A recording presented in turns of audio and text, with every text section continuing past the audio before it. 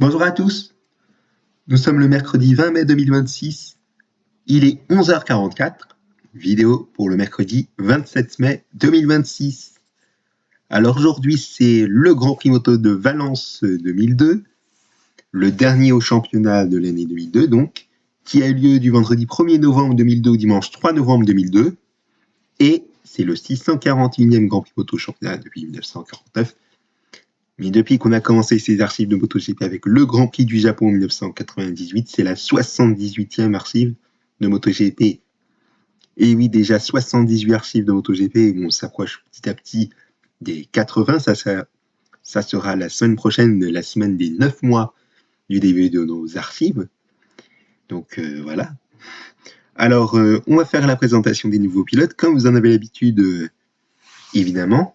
Et on commence avec la catégorie 125, et sachez que nous allons avoir deux nouveaux pilotes dans un de la catégorie 125 et un autre en catégorie 250, mais il n'y en aura aucun pour ce qui est de la catégorie MotoGP. Alors en catégorie 125, le seul nouveau pilote auquel, eh bien malheureusement je n'ai pas d'informations sur lui, c'est un Canadien. Il s'agit de Chris Perris.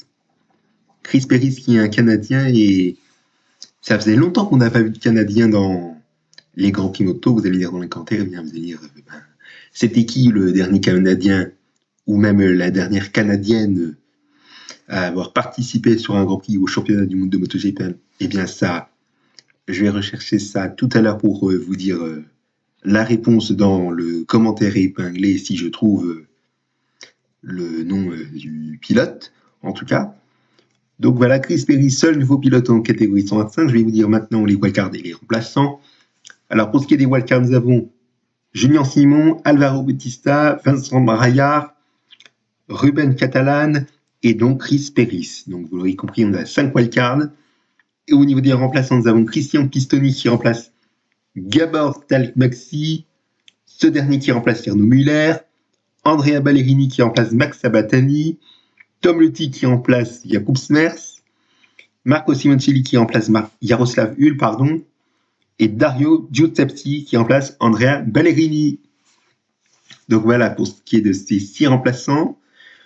On va passer maintenant au résultat de la première séance d'essai, et je vais dire la position des géants de la moto, à savoir Dani Pedrosa, Andrea Dovizioso, Jorge Lorenzo, Tom Luthi, Marco Simoncelli, bien évidemment. Je vous préviens tout de suite que dès lundi, ils seront de plus en plus nombreux, on va en reparler, bien évidemment. Alors pour ce qui est de cette première séance d'essai, nous avons Dani Pedrosa qui est 3e. Ensuite, Andrea Dovizioso, 18e. Marco Simoncelli, 21e. Tom Luthi qui est 33e. Et je n'ai pas dit Jorge Lorenzo, 27e. Bon, un peu dans le désordre, mais bon, ce n'est pas grave. Je vous rappelle que je fais par ordre de la position du premier au dernier, en sachant que vous voyez qu'ils sont 38 sur ce Grand Prix de Valence, enfin sur ce Grand Prix moto de Valence 2002 en catégorie 125. Et notez que Gabor Talmaxi n'a pas fait de chrono, mais je vous rassure, on le verra sur le reste du Grand Prix.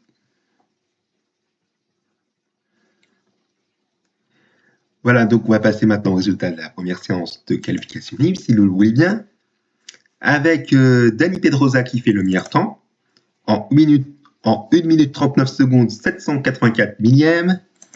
Nous avons ensuite, comme le géant de la moto, 15e Andrea Dovizioso, 20e pour Jorge Lorenzo, 24e pour Marco Simoncelli et 34e pour Tom Luthi.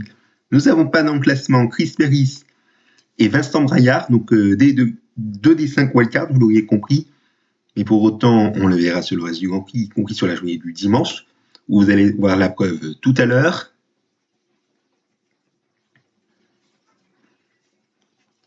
Voilà, on va passer au résultat de la deuxième séance d'essai libre, avec Dani Pedrosa qui fait de nouveau le meilleur temps, en 1 minute 39 secondes, 794 millièmes.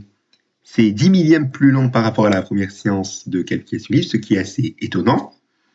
Nous avons Andrea Dovizioso qui est 15e, Jorge Lorenzo 17e, Marco Simoncelli 30e et Tom Luthi 31e juste derrière.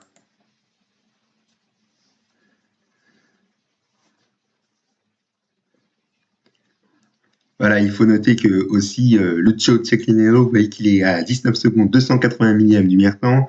Il est quand même dans le classement. On va passer donc maintenant au résultat de la deuxième séance la deuxième séance de qualification, pardon, avec encore une fois le meilleur temps pour ce qui est de Dani Pedrosa en 1 minute 39 secondes 426 millième. Andrea Dovizioso, il est 13e. 21e pour Marco Simoncelli, 23e pour Jorge Lorenzo et Tom Luthi 35e. Et comme vous le voyez, Chris Péris et Vincent Braillard, ils sont dans le classement et ils sont les deux derniers.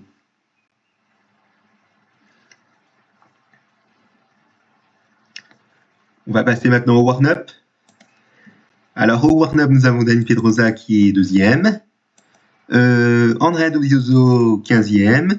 18e pour Jorge Lorenzo.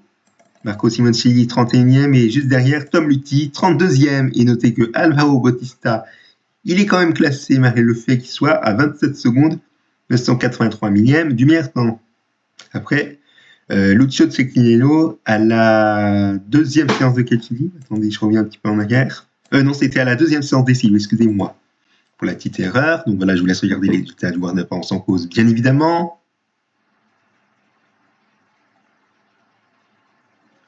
On va passer maintenant à la course. Avec 29 pilotes qui ont franchi le drapeau d'Animier et 9 abandons, dont Marco Simoncelli qui a abandonné une nouvelle fois, 3e abandon consécutif, ce qui est dommage. Mais pour ce qui est des 4 géants de la moto, que je vous dis sur ses positions depuis le début du championnat 2002 ou au cours du championnat 2002, nous avons Dani Pedrosa qui franchit la ligne en vainqueur. Nous avons Andrea Dovizioso 17e, Jorge Lorenzo 22e et Tom Luthi qui est 24e. Je vous rappelle qu'ils seront de plus en plus nombreux ces géants de la moto à partir du championnat 2003 que je vais en reparler dans la vidéo de lundi. Donc notez-le bien.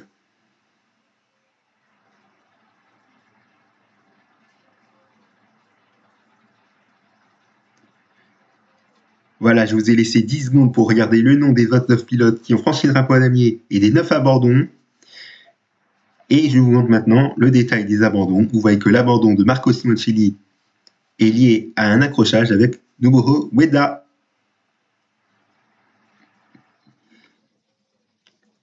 On va passer maintenant à la catégorie 250. Avant de vous montrer les résultats de la première séance d'essai, évidemment, je vais vous dire qui est le seul nouveau pilote. Comme je vous l'ai dit, qu'il n'y en avait qu'un seul, mais qu'il n'y en a pas dans la catégorie MotoGP. Eh bien, ce seul nouveau pilote, c'est un Américain, Chuck Sorensen. Donc voilà, pas d'information sur lui, malheureusement. Je vais vous dire les wildcards, il est remplaçant. Alors, comme wildcard, nous avons Eric Bataille, Luis Castro, Angel Rodriguez et Chuck Sorensen, justement. Donc, vous l'auriez compris, nous avons 4 wildcards. Et au niveau des remplaçants, nous avons Jaroslav Vul qui remplace Taro Sekiguchi, Jakub Smers qui remplace Jarno Jansen et Hugo Marchand qui remplace Erwan Nigon. J'ai noté sur ma feuille Erwan Nigon, mais non, c'était Hugo Marchand. J'avais fait une grosse erreur dans ma feuille, mais bon, ce n'est pas très grave. Je vais retourner pour vous dire qu'il y a éventuellement des wildcards pour ce qui est de la catégorie MotoGP qu'on va en reparler dans un instant. D'ici là, je vous montre les résultats de la première séance d'essai libre et je vais vous dire la position de Casey Stoner et de Randy Depugnet. Eh bien, pas de jaloux. Ce sont les deux premiers au cours de cette première séance d'essai libre, avec le meilleur temps pour Casey Stoner en 1 minute 36 secondes 936 millième et le deuxième, donc Randy Depugnet, à 244 millième de l'Australien. Et vous voyez qu'ils ont fait leur chrono dans leur dernier tour, ce qui est une bonne chose. Allez, on va passer maintenant au résultat de la première séance de qualification libre. Malheureusement, nous n'avons pas dans le classement Chuck Sorensen et Luis Castro. Quant à Randy Depugnet, il est 2e et Casey Stoner 9e.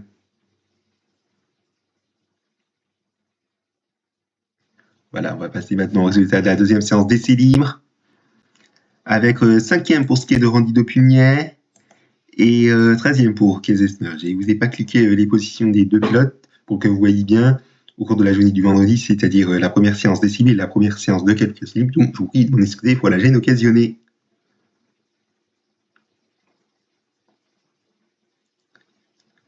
On va passer maintenant à la deuxième séance de qualification libre. Donc voici les résultats.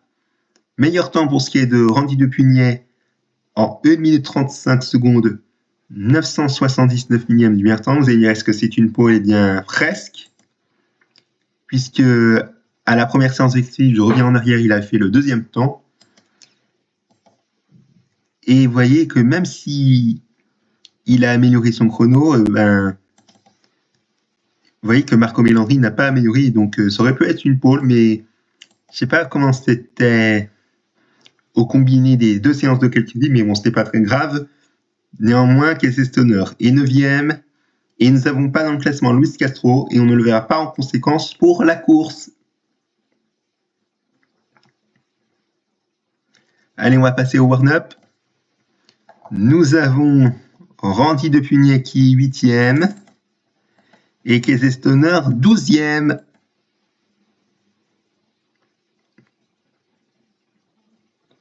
Voilà, on va passer à la course. Nous avons 21 pilotes qui ont franchi le drapeau à damier et 6 abandons, avec Randy Depugnet qui franchit le drapeau à damier 4e et Casey Stoner 13e.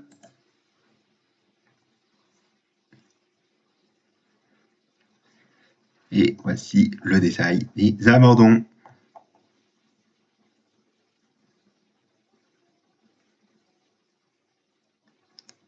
Et pour terminer, la catégorie MotoGP.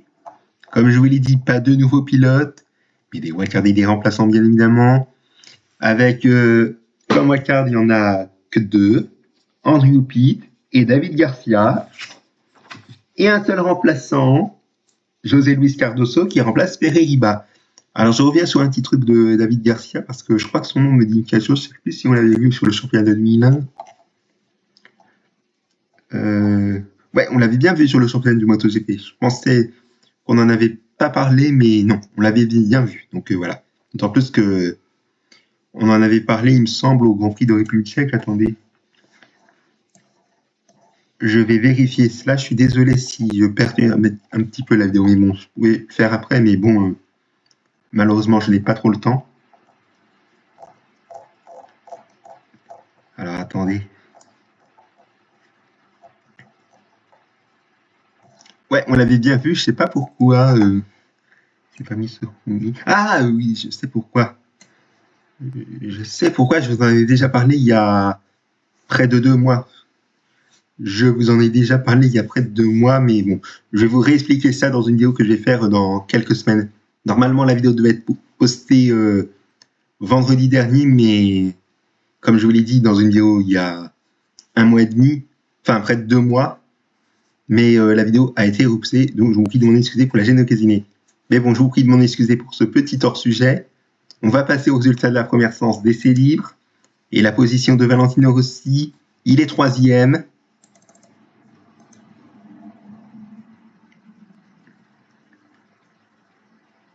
Voilà, on va passer aux résultats de la première séance de qualification libre. 4e pour ce qui est de Valentino Rossi.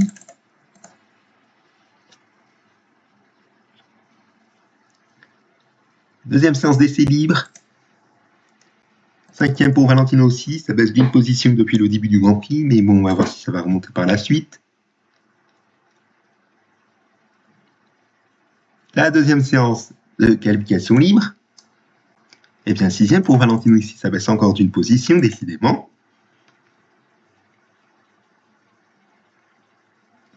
Allez, le warm-up. Le warm-up, nous avons Valentino aussi qui remonte 4e.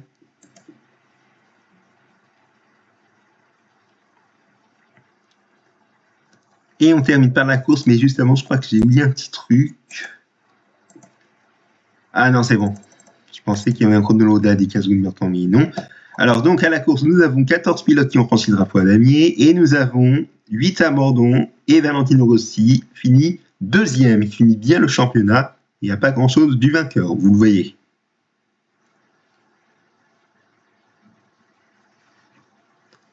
Voilà. Alors attendez. C'est bon, je vous montre le détail des abandons. Et vous voyez que Gary McCoy a volé le départ. Il a fait un passage à la voie des stands pour partir dans la foulée, mais il a abandonné à cause d'une chute. Donc dommage.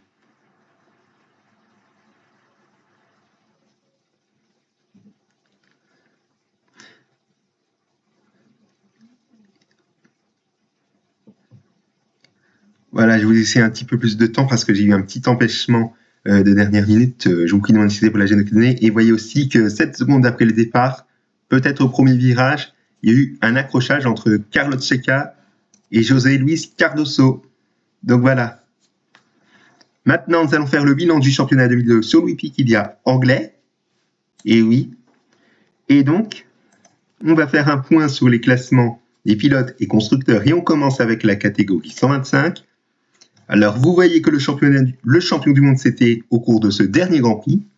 Il s'agit du Français Arnaud Vincent, le premier Français champion du monde de la plus petite catégorie. Et sachez qu'il y en aura un autre quelques années plus tard, un autre qui serait aussi un géant de la moto qu'on va retrouver dès le premier Grand Prix du championnat 2003, c'est-à-dire dans l'archive de lundi. On va en reparler. Le deuxième, c'est Manuel Poggi, vice-champion du monde avec 254 points. Et le troisième, Dani Pedrosa, 243 points. Il a fait une belle saison, Dani Pedrosa, comme vous pouvez le constater. Au niveau des rookies, on a le retour du nombre de rookies sur les 3 catégories, ce qui est une bonne nouvelle. Alors, les rookies sont Mika Kallio, Hector Barbera, qui en fait 2, 3 avec Andrea Dovizioso, 4 pour ce qui est de Stefano Bianco, 5 avec Jorge Lorenzo, 6 Klaus Noll, 7 Chas Davis, 8 Michel Fabrizio, 9 Alex Baldolini, 10 Mattia Angelini et 11 avec Imroto. Alors je vais faire le recomptage avant de vous dire qui est le meilleur rookie. Alors 2, 4. Attendez, je vais recommencer parce que là j'ai fait peut-être une erreur puisque le premier rookie se classe 11e. Comme vous voyez que je vais vous dire, c'est là dans un instant. Alors, je disais 2, 4, 6, 8, 10, 11. Il y a bien 11 rookies. Et le meilleur rookie, c'est Mika Kallio, comme vous le voyez, 11e au classement avec 78 points, ce qui est une sacrée coïncidence avec la 78e archive de MotoGP, vous l'auriez compris. Et vous voyez que son meilleur résultat est une 5e position au cours du Grand Prix d'Espagne 2002. Le classement constructeur est le suivant. Meilleur constructeur Aprilia avec 341 points, que des podiums excepté Assen, il finit 4e. Deuxième constructeur Honda avec 285 points. Troisième Gilera, 254 points. Quatrième constructeur Derby, 79 points avec un podium surprise au Mugello, deuxième. Et le dernier constructeur, Italjet, avec 32 points. Ensuite, pour ce qui est de la catégorie 250, le champion du monde, c'est Marco Melandri, avec près de 300 points, 298 points. Et vous voyez que ces résultats sont sensationnels avec que des podiums, excepté à Rio, où il a fini 4e, mais également sur le premier Grand Prix au Japon, à Suzuka, mais également au Grand Prix d'Espagne, à Jerez, mais également en Malaisie, où il avait abandonné soit à cause d'une chute ou un problème technique. Donc voilà, des résultats sensationnels avec d'autant plus, vous le voyez, 6 victoires consécutives. Le deuxième, le vice-champion du monde, Fonzi Nieto, de 141 points.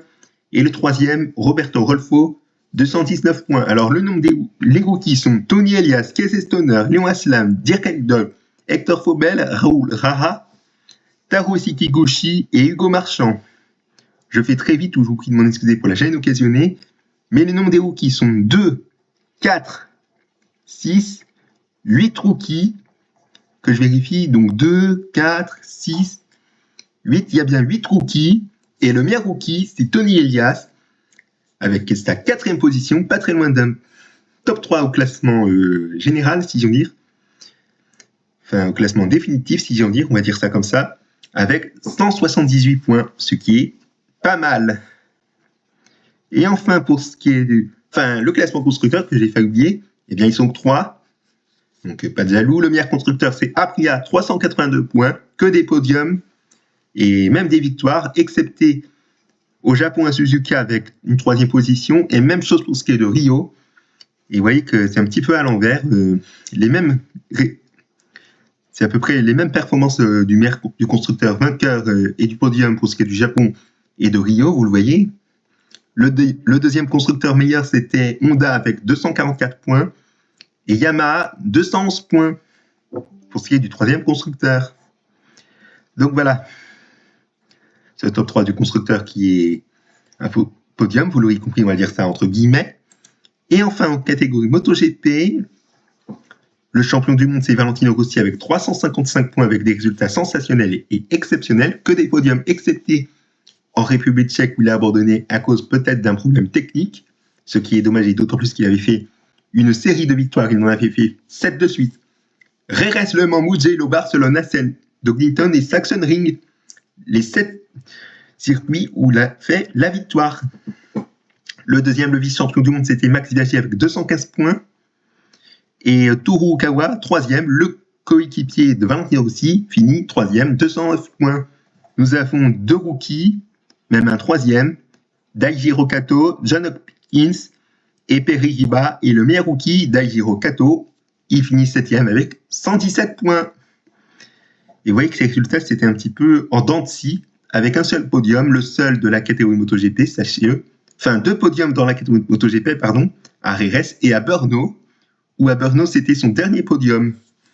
Et vous voyez qu'il a fait qu'une seule pole, la seule, malheureusement pour ce qui est de cette catégorie MotoGP, au Grand Prix du Pacifique à Motegi, comme vous pouvez le constater. Je vous souhaite à toutes et à tous une très bonne journée sur ma chaîne YouTube, très bonne fin de mois à vous tous et à tous, avec le Grand Prix d'Italie 2026 au Mugello qui va démarrer à partir de ce vendredi à 9h. Et rendez-vous la semaine prochaine avec le Grand Prix du Japon 2003 lundi, ce qui va tomber très bien pour les 9 mois du début de nos archives de MotoGP, ce qui est très intéressant. Et mercredi prochain, le Grand Prix d'Afrique du Sud 2003. Merci pour votre attention, excellente journée à tous et merci encore.